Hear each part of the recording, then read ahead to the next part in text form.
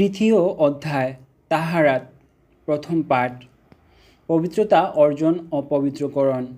ক চামড়া পবিত্র করার নিয়ম। চামড়া একটি জরুরি বস্তু। তা দিয়ে জুতা, ব্যাগ সহ নিত্য প্রয়োজনীয় সামগ্রী তৈরি করা হয়। চামড়া শুধু পানি দিয়ে ধৌত করলে পাক হয় না। হালাল পশু বা হারাম পশু কিংবা তৃণভোজী পশু অথবা হিংস্র যে কোনো পশুর চামড়াও দাবাঘাত করার পর পবিত্র হয়ে যায়। কিন্তু মজ্জাগত নাপাক যেমন শূকর, যা কোনো দিন কোনোভাবেই পাক হয় না, তার চামড়াও কোনো রূপে পাক করা যায় না। হালাল পশু যেমন উট, মহিষ, গরু, ছাগল, ভেড়া, দুম্বা এসবের চামড়া পশু জবেহ করার পরই তা পবিত্র হয়ে যায়, দাবাঘাত করার শর্ত নয়। চামড়াতে লবণ মিশিয়ে চামড়া পরিশোধন পাউডার লাগিয়ে তার চর্বি ফেলে দিয়ে তাকে ব্যবহার উপযোগী করার নাম দাবাঘাত। কোনো নাপাক জিনিস দিয়ে চামড়া দাবাঘাত করা হলে তা 3 বার ধুয়ে ফেললেই পাক হয়ে যায়। জমাট বস্তু। জমাট হওয়া ঘি, চর্বি অথবা মধুর কোনো অংশে নাপাকি পড়ার কারণে নাপাক হয়ে গেলে নাপাক অংশটুকু বাদ দিলেই তা পাক হয়ে যায়। ছানা আটা অথবা শুকনো আটাও একই হুকুম। যেমন ছানা আটার উপর যদি কুকুর মুখ দেয় তাহলে যে অংশে কুকুরের লালা লেগেছে সে অংশটুকু ফেলে দিলেই বাকিটা পাক হয়ে যায়। মোট কথা, জমাট হওয়া অংশের মধ্যে নাপাক লাগা অংশটুকু ফেলে দিলেই বাকি অংশ পাক হয়ে যায়। তৈলাক্ত জিনিস। তৈল অথবা ঘি যদি নাপাক হয় তাহলে তৈল বা ঘিয়ে সমপরিমাণ পানি ঢেলে দিয়ে জাল দিতে হবে। পানি শুকিয়ে যাবার পর পুনরায় ওই পরিমাণ পানি দিয়ে জাল দিতে হবে। এভাবে 3 বার করলে তা পাক হয়ে যায়। অথবা তৈল বা ঘিয়ের মধ্যে পানি দিতে হবে। এভাবে যখন পানির উপর তৈল বা ঘি, তখন তা উপর থেকে তুলে নিয়ে আবার পানি ঢালতে হবে। এভাবে 3 বার করলে তা পাক হয়ে যাবে। মধু শরবত নাপাক হলে অনুরূপ পানি দিয়ে 3 বার জাল দিলে তা পাক হয়ে যাবে। নাপাক তৈল মাথায় বা শরীরে মালিশ করলে 3 বার ধুয়ে শরীরকে পবিত্র করা যায়। কুকুরের উচ্ছিষ্ট। কুকুরের উচ্ছিষ্ট নাপাক, কিন্তু যে পাত্রে বা প্লেটে কুকুর মুখ লাগিয়েছে তা 3 বার ধৌত করলে পবিত্র হয়ে যায়।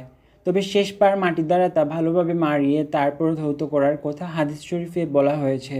আধুনিক বিজ্ঞানও প্রমাণ করেছে যে কুকুরের লালাতে যে বিষাক্ত জীবাণু রয়েছে, মাটি দ্বারা মাড়িয়ে পানি দ্বারা ধৌত করলে তা নষ্ট হয়ে যায়। ইস্তিনজা ও পবিত্রতা অর্জন পদ্ধতি। ইস্তিনজা শব্দটি আরবি। এর অর্থ নিষ্কৃতি লাভ করা, নিরাপদ হওয়া, বেঁচে যাওয়া, অপবিত্রতা দূর করা, মলমূত্র ত্যাগ করা। ইসলামী শরীয়তের পরিভাষায় পেশাব পায়খানার পর পবিত্রতা অর্জনকে ইস্তিনজা বলা হয়। ইসলামী শরীয়তের ইস্তিনজার ব্যাপারে বিশেষ গুরুত্ব দেওয়া হয়েছে। ইস্তিনজা থেকে পবিত্রতা অবলম্বনে অবহেলা করা বড় ধরনের কবিরা গুনাহ। যেমন পেশাবের অপবিত্রতা থেকে বেঁচে না থাকাকে মহানবী সাল্লাল্লাহু আলাইহি সাল্লাম কবরের আযাবের কারণ বলে হাদিসে উল্লেখ করেছেন। মহানবী সাল্লাল্লাহু আলাইহি সাল্লাম বলেন, বেশিরভাগ কবর আযাবের কারণ হলো পেশাব। পেশাব পায়খানা থেকে পবিত্রতা অর্জনের পদ্ধতি। ইস্তিনজার নিয়ম ও পদ্ধতি নিম্নরূপ। কিবলাকে সামনে বা পিছনে রেখে পেশাব পায়খানা ত্যাগ না করা, কারণ কিবলাকে সম্মান করা ঈমানের অঙ্গ। শরীয়তের বিধান মতে ফরজ। রাসূলুল্লাহ সাল্লাল্লাহু আলাইহি সাল্লাম বলেন, তোমরা পেশাব পায়খানার সময় কিবলাকে সামনে বা পিছনে দিয়ে বসবে না। গর্তে বা শক্ত স্থানে পেশাব পায়খানা না করা। ছায়াদানকারী গাছের নিচে, নদী ও পুকুরের ঘাটে ও ফলবান গাছের নিচে পেশাব পায়খানা না করা। জনসাধারণের চলাফেরার রাস্তায়, কবরস্থানে পেশাব পায়খানা না করা। দাঁড়িয়ে পেশাব পায়খানা না করা। পেশাব পায়খানা করার সময় বিনা কারণে কথা না বলা। টয়লেটে প্রবেশ করার ও বের হওয়ার দোয়া পড়া। মাথায় যে কোনো ধরনের কাপড় দিয়ে টয়লেটে যাওয়া এবং জুতা পায়ে রাখা। পেশাব পায়খানা করার সময় সম্পূর্ণ সতর না খুলে প্রয়োজনীয় অংশ খোলা। টয়লেটে প্রবেশ করার পূর্বে নিম্নোক্ত দোয়া পড়ে আগে বাম পা দিয়ে প্রবেশ করা। আল্লাহুম্মা ইন্নী আউযু বিকা মিনাল খুবসি ওয়াল খাবাইস। হে আল্লাহ, আমি পুরুষ শয়তান ও নারী শয়তানের অনিষ্ট থেকে আপনার নিকট আশ্রয় প্রার্থনা করছি। টয়লেট থেকে বের হওয়ার সময় প্রথমে ডান পা দিয়ে বের হয়ে নিম্নোক্ত দোয়া পড়া। গুফরানাকাল হামদুলিল্লাহিল্লাযী আযহাবা আন্নিল আযা ওয়া আফানি। আমি তোমার ক্ষমা প্রত্যাশী। সকল প্রশংসা আল্লাহর, যিনি আমার কষ্ট দূর করেছেন এবং আমাকে শান্তি দান করেছেন। টয়লেট পেপার কুলুক ব্যবহার করা। পেশাব পায়খানা করার পর প্রয়োজন অনুযায়ী টয়লেট পেপার বা মাটির ঢিলা দিয়ে মলদ্বার ভালোভাবে পরিষ্কার করে তারপর পানি দিয়ে পবিত্রতা অর্জন করা সুন্নত। টয়লেট পেপার বা ঢিলা পাওয়া না গেলে শুধু পানি দিয়েও পবিত্রতা অর্জন করা যায়।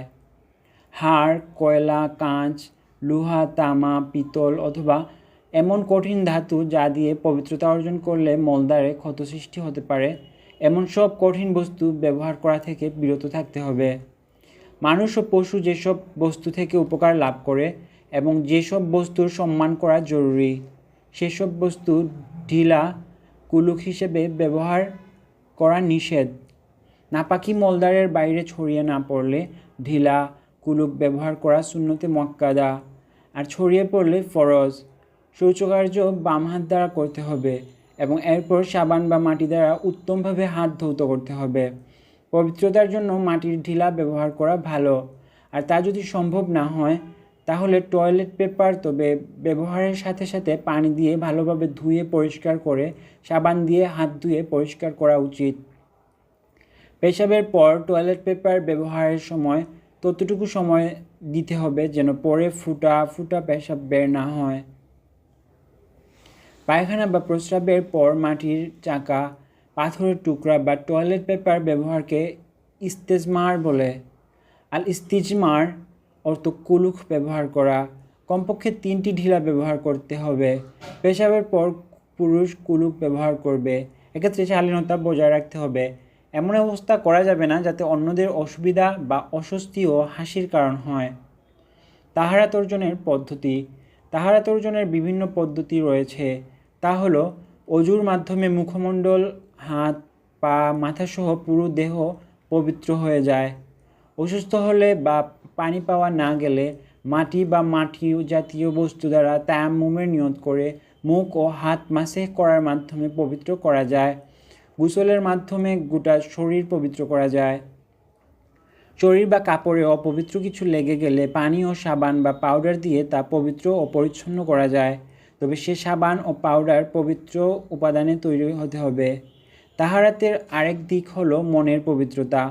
মনের পবিত্রতা অর্জনের জন্য প্রয়োজনে খালেসভাবে অতীতের গুনাহের জন্য তওবা করা, ফরজ, ওয়াজিব, সুন্নত ও মুস্তাহাব আমলসমূহ ঠিকমতো আদায় করা, হারাম ও মাকরু কাজ ও কথা থেকে বিরত থাকা, আত্মিক উন্নতির জন্য বেশি বেশি কোরআন তিলাওয়াত, দরুদ শরীফ পাঠ ও জিকিরে মশগুল থাকা।